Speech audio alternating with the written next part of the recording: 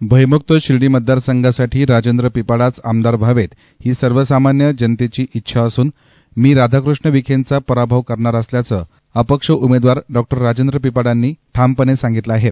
विमान नको आपली रिक्षाच बरी असं म्हणत दबावाला बळी न पडता अर्ज कायम ठेवत माझ्या विरोधात करण्यात आलेलं बदनामीचं षडयंत्र उधळून लावल्याचं डॉ राजेंद्र पिपाडांनी म्हटलंय।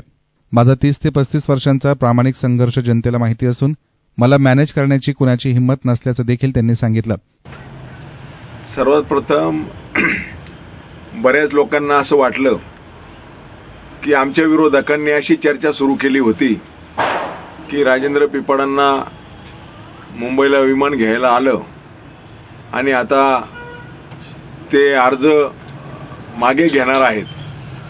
परंतु सर्वसामान्य लोकांनी पाहिलं की मी जरी विमानाने मुंबईला गेलेलो असलो तरी मी कुठल्याही दबावाला बळी न पडता माझा अर्ज कायम ठेवलेला असून विरोधकांचं जे षडयंत्र होतं की खोटी बदनामी करायची, पिपाडा मॅनेज झाले आणि त्यांनी अर्ज मागे घेतला, तर विरोधकांना खऱ्या अर्थाने ही मोठी चपराक आहे।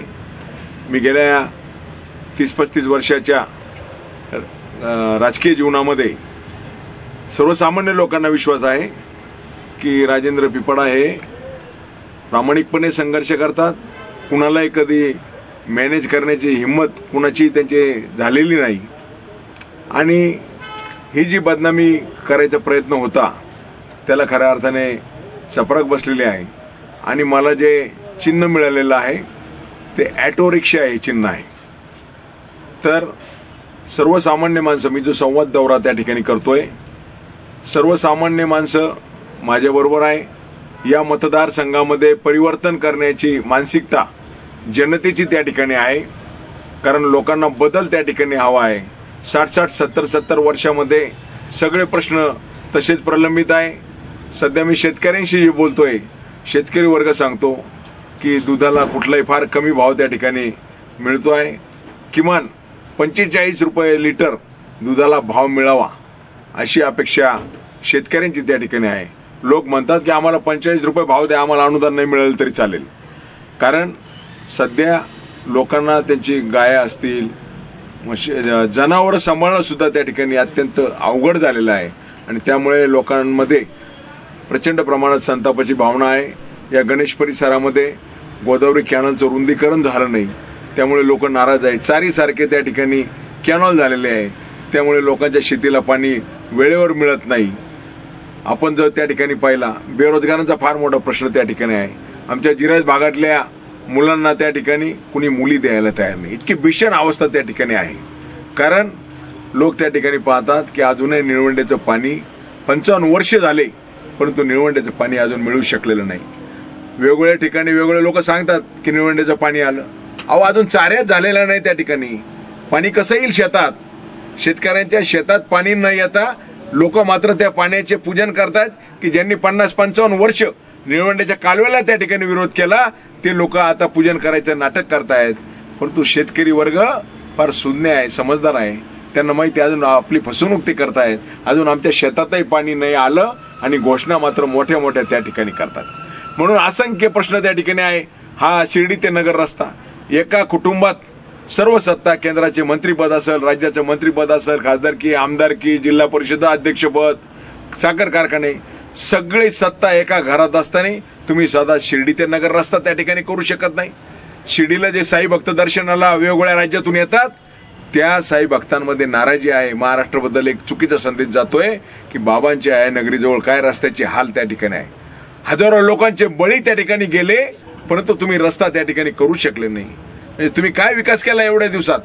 फक्त त्या ठिकाणी आपण पाहिलं की गावागावात फलकबाजी म्हणजे वेगवेगळे बोर्ड लावणे, वेगवेगळ्या घोषणा करणे, आपण काहीतरी करत आहोत असा आभास त्या ठिकाणी निर्माण करणे, अशी परिस्थिती या आताच्या सध्याचे आमदार यांनी त्या ठिकाणी केलेली आहे।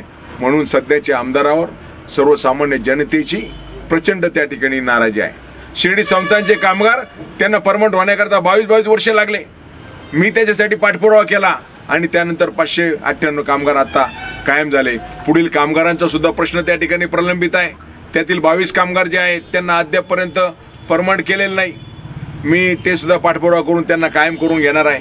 पुढचे जे राहिलेले कामगार आहेत त्यांना सुद्धा कायम करण्यासंदर्भात माझे प्रयत्न त्या ठिकाणी चालू आहे.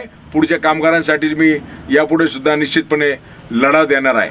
म्हणून सर्वसामान्य कामगार असतील, शेतकरी असतील, सर्वसामान्यांचे प्रश्न असतील, सर्वांना माहिती आहे की राजेंद्र पिपळा हे आपले उमेदवार आहे, आपल्या प्रश्नासाठी संघर्ष करणारे उमेदवार आहे.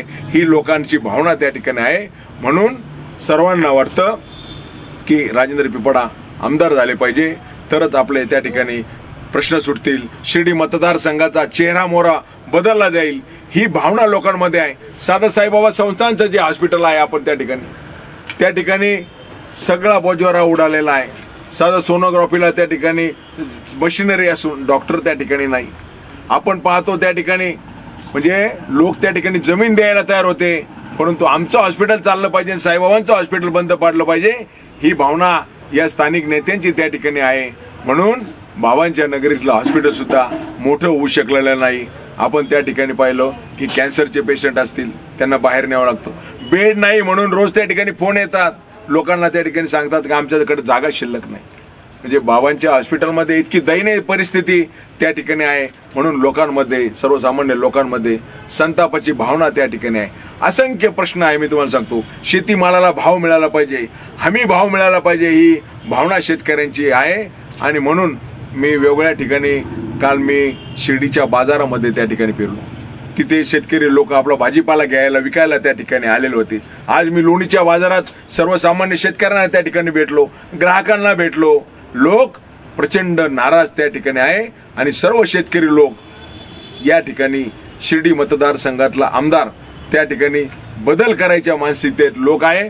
आणि मला खात्री आहे की कुठल्याही परिस्थितीत की लोकांना विकास हवा आहे.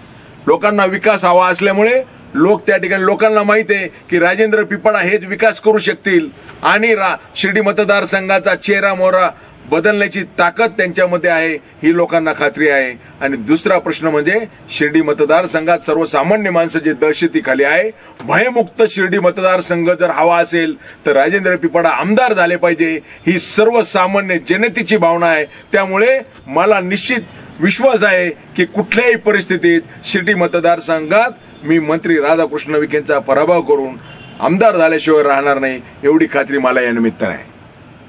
डॉक्टर राजेंद्र पिपाडा यांना भाजप पक्षश्रेष्ठींनी उमेदवारी अर्ज मागे घेण्याचं आवाहन केल्यानंतर देखील पिपाडांनी आपला उमेदवारी अर्ज कायम ठेवत अपक्ष रिंगणामध्ये ते लढत आहेत.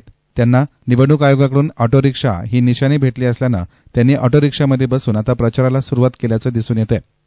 एसएन मीडियासाठी कॅमेरा पर्सन साई सुराळे, शिर्डी.